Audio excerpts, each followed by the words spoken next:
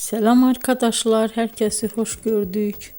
Bugün sizler için sevilen oyuncularımız Birce Akalay ve İbrahim Çelikkol'dan güzel sempatik fotolar hazırladık. Birce Akalay yer gök aşk, hayat bazen tatlıdır, siyah beyaz aşk bu kimi dizilerde rol almış ve herkes tarafından çok beğenilmiştir. Biz de sizler için onların sempatik karelerini hazırladık. Yeni videolar görmek istiyorsanız kanalımıza abone olup bol bol yorum yazmayı, sona kadar izlemeyi unutmayın. Bizden bu kadar. Hoşça kalın.